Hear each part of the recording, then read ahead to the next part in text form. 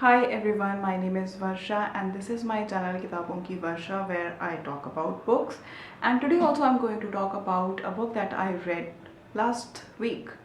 This book is She and Her Cat, and it's a little different than any of the books that I've read so far in terms of the theme of the book. This book is from the point of view of the cat and the owner that these cats had. The book has 4 chapters, and each chapter is the exploration of relationship between different cats and their owner. And also these cats are related to each other in some way.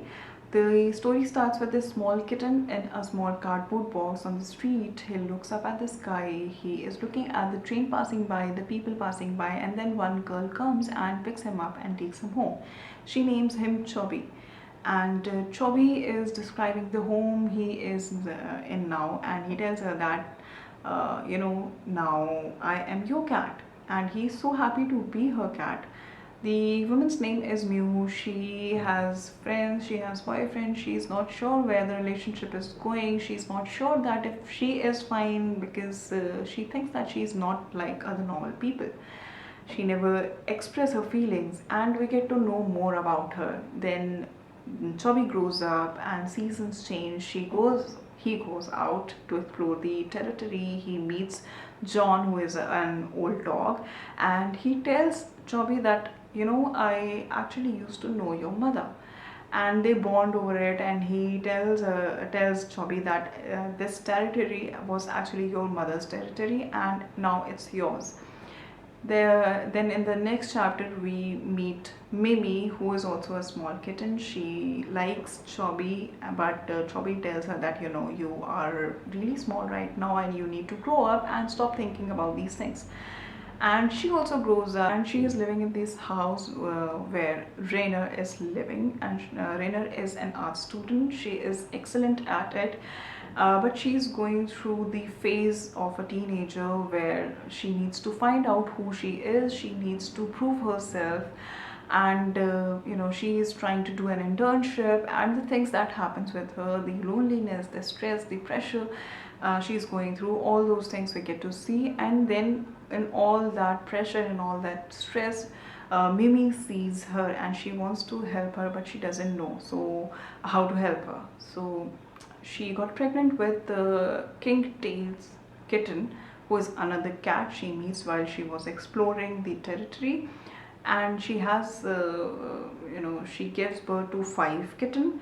All were given out for adoption except this one whose name is Cookie, because of her, she was frail and weak and very small, so she was not given out on adoption immediately. But after some time, an elder lady came and took Cookie with her. And then in the next chapter we see that how Cookie is doing, and the owner she's living with. And this owner, this girl, who is the daughter of this elder lady who took Cookie, she is in depression because her friend died, and she thinks that she is responsible for that, and she's not able to go out of the house because whenever she tries to go out goes out tries to go out of her house, she starts feeling dizzy.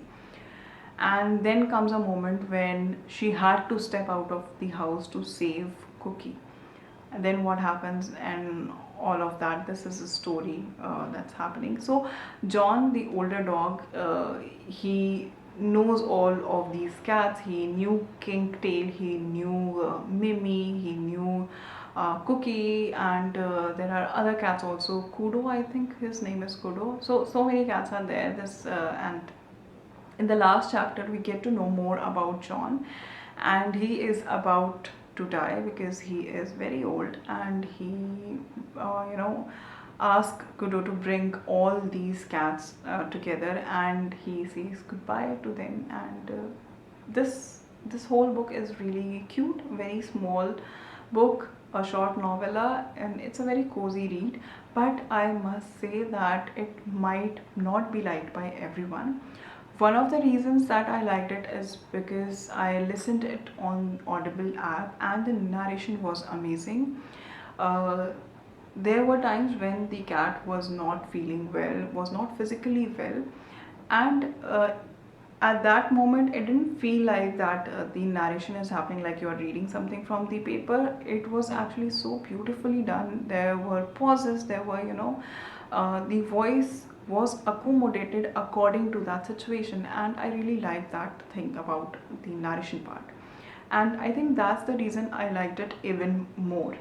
The other reason I think that not everyone might like this book is because you have to have a pet to understand this book, because this idea is really bizarre that the cat is talking, the dog is talking, they are trying to explain the feeling of their owner, and it might not be everyone's cup of tea. So I think those who have had a pet, or yeah, if the person have had pet, they will like this book much better than the people who have never had pet.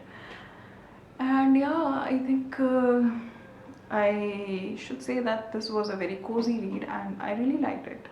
So this was a short review of She and Her Cat, and I will put a link in the description box if you want to buy this book. But that was the video. I will see you in the next one.